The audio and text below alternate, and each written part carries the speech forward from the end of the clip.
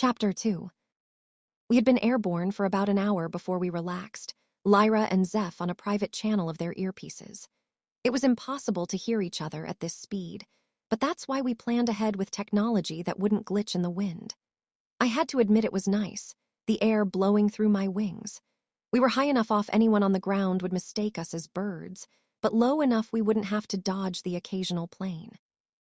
My peace was shattered when Ares joined my channel, his unique beep pattern sounding off. "What was that at the house, Thessa?" He sounded annoyed. "What do you mean?" I responded. "Stripping down in front of everyone," he said flatly. "I mean, that's my everyday routine. Privacy isn't needed when you've never had it. It's not like we are normal teenagers. Our bodies were made to be resilient, and as a team, we won't always get the luxuries of separate rooms." I shrugged. He sighed. "Do you understand anything?" "Look, you grew up in a wing that was mostly women. Our contact was limited in training, but that doesn't change biology." "Get to your point, Ares," I grumbled. He glided closer to me, almost brushing me with his wing. I glanced at him from the corner of my eye, silently making a note he was starring. "You're still a woman and we are still men. I know age is different for us, but there are some hormones that the human parts of us still have." He looked flustered. "You're talking about sexual attraction caused by reproductive organs? That's normal. I don't get your point. I didn't do anything wrong. I did what was efficient." I veered away from him, creating more distance. "If you're going to continue to be efficient, keep it away from Zeph. He hasn't reached adulthood. He just turned 15, Thessa." Ares sounded uncomfortable. "I guess that's fair. I don't think he looks at me like that, though." "He seems to have developed a little crush on Lyra. Should we say something?" I said thoughtfully. "Nah, let's let the boy live a little. It might help him focus since she can't defend herself anyway." He sighed. I laughed before switching channels, alerted by the hitched tone of the group channel. "Time to descend, guys. We are in walking distance from the store.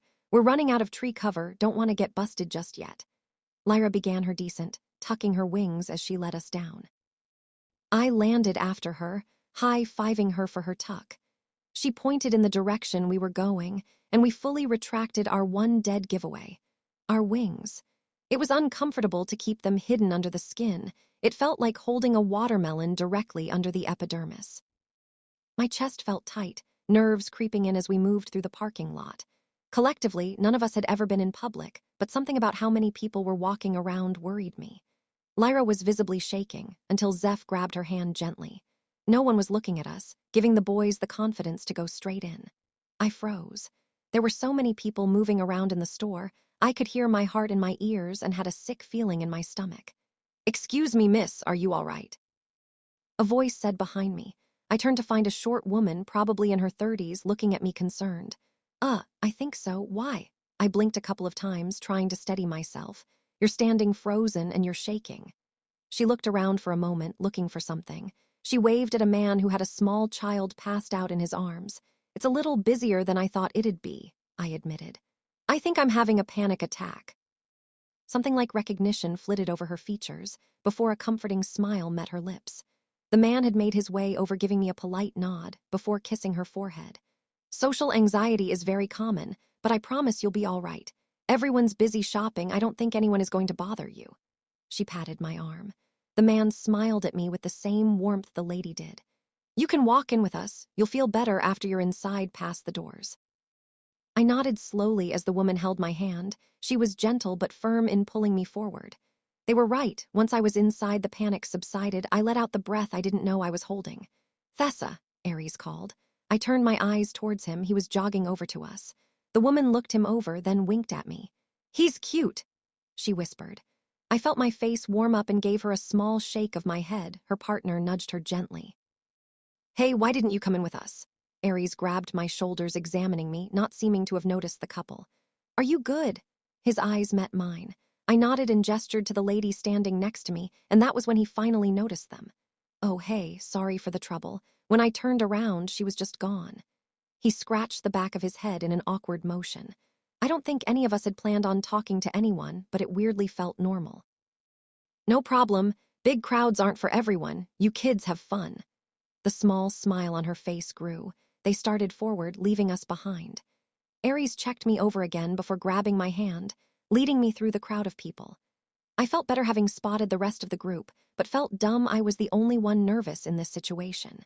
Enthusiastic greetings and shoving products in my face made me smile. Everyone seemed to be in good spirits. I found myself tucked under Demon's arm, pressed into his side. He had grabbed me when we moved to the register. Surprisingly, no one asked questions about our items. The whole thing was easy, but the relief of going back outside was overwhelming.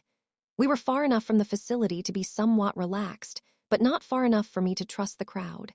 We were back in the air, and it felt weirdly hot on my skin. We had dressed for the cold by the facility, but we got Lyra's confirmation we were already 6 states away. Charles had also confirmed that we were close to the safe house, and I was hopping it at AC. The boys had stripped down when we stopped to pee. I had been told to keep my clothes on.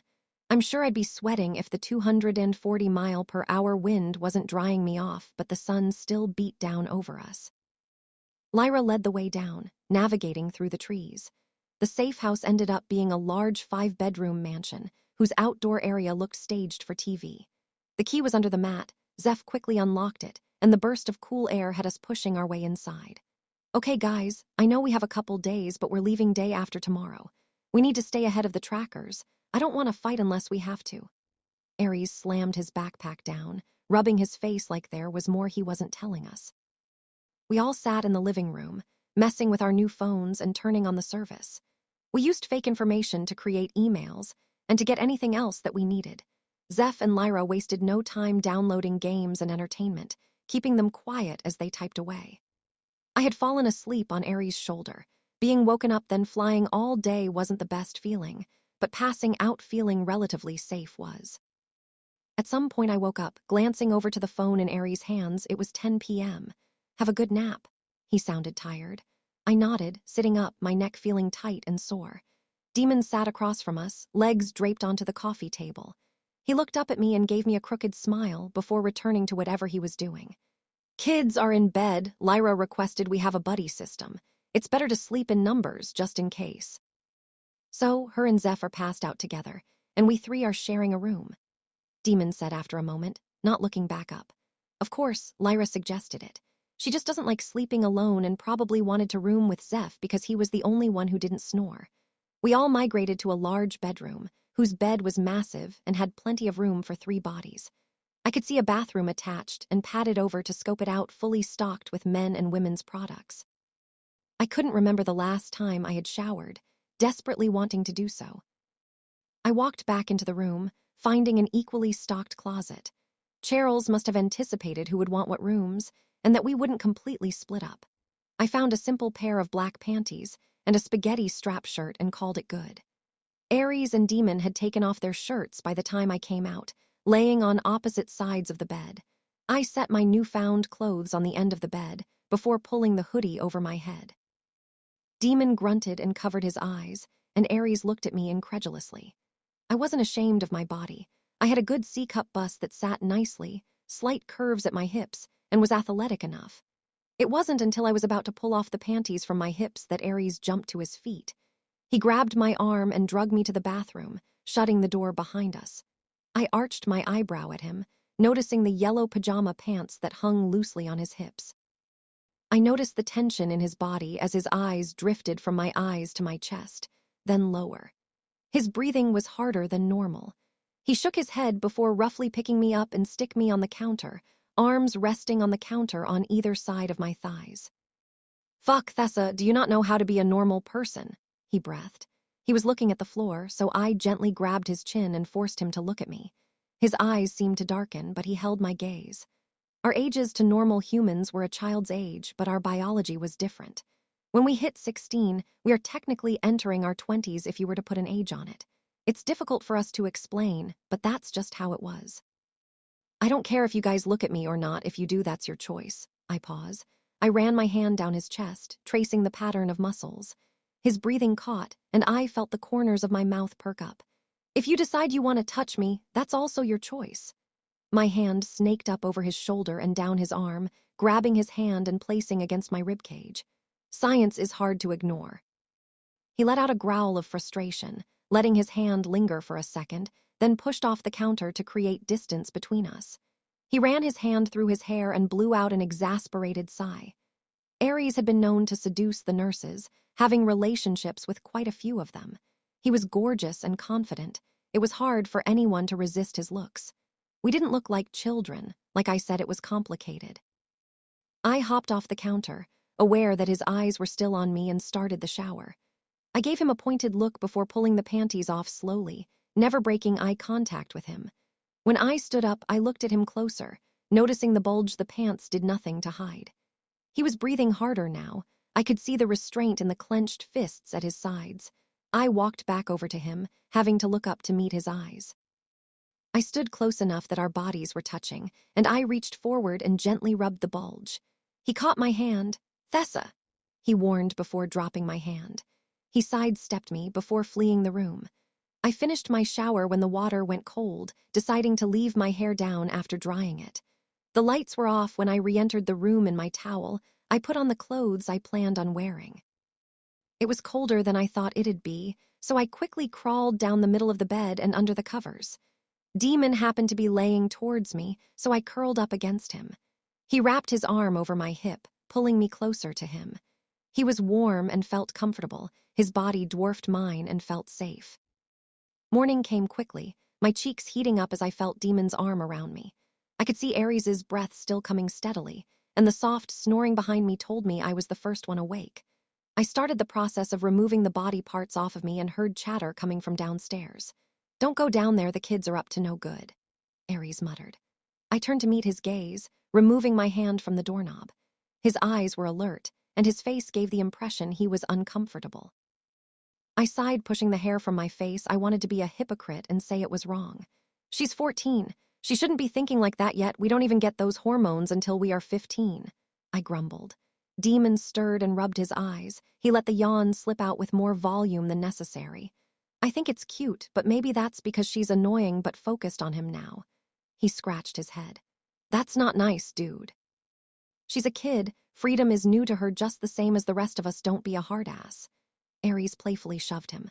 I groaned, flopping on the bed, feeling like I had been hit by a bus. Demon scooted closer to me, braiding my hair into a dragon braid. "I just hate that they chose the kitchen. I'm starving." I groaned, kicking my feet. I settled for another shower, feeling bad about undoing Demon's braid, but the water felt too good. I chose a cute matching set, some shorts and a tank top, throwing my hair into a messy bun. By the time I exited the bathroom, the boys were gone. I took the extra space to spread my wings out. I stood in front of the body mirror, tucking them slightly behind me. I loved my wings, even if they were the reason for my captivity. Pale silver with navy tips, wide and soft edges, built with gliding in mind. They caught the light, each individual feather sparkling under it. I looked closer at myself, apricating my features and curves. My hand absent-mindedly stroked the 4-inch scar on the thigh. My stomach tightened with the memory, panic gripping me for a moment. "She needs an attitude adjustment," Dr. Emery roared. I had attacked him, that's true, but he tried to force himself on me. Humans played by different rules. This man was a pedophile preying on a predator. A normal 12-year-old girl wouldn't have been able to defend herself, but I wasn't a normal child. "He tried to touch me," I sobbed, trying to stop the bleeding from where the knife cut my thigh. It would have severed the artery if it had gone deeper. My leggings tattered on the floor, leaving me bare in front of the other staff. Dr. Vero sat in the corner of the room, an unreadable expression darkening her face. "Derek Emery, you've been an extraordinary member of staff for almost 9 years, one of our better doctors, but what I'm struggling to understand is why you're in TH03's room at 2 in the morning. There were no scheduled checkups or testing for this time, meaning you're out of place." She almost purred, kicking off the wall. I froze as she walked over to me, stroking a strand of my hair between 2 fingers. She was screaming and clutching her stomach. "So I came in here to figure out what was wrong." His sentence died off as Mom slowly started towards him. She was a scary woman for sure, always giving off a dangerous aura. "There are cameras, doctor cameras set up in my personal chambers to keep an eye of all of my children, hidden from everyone else to prevent inappropriate behavior, such as pedophilic acts by staff members whose background checks were inaccurately documented. Now, Derek, I'm sure Monica, she's your cousin, right? Would like to keep her job. And eyes, but the only way that will happen is if you agree to my terms of punishment." "Doctor." Emery froze, color draining from his face.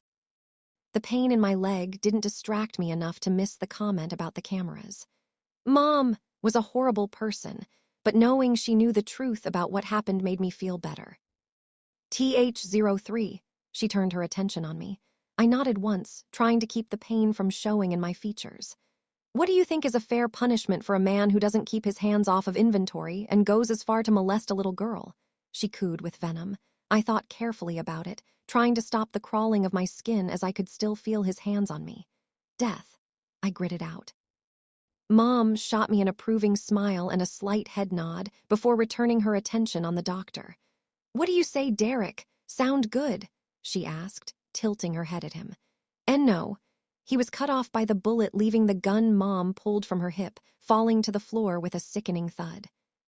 Good choice, TH03, but next time kill them yourself.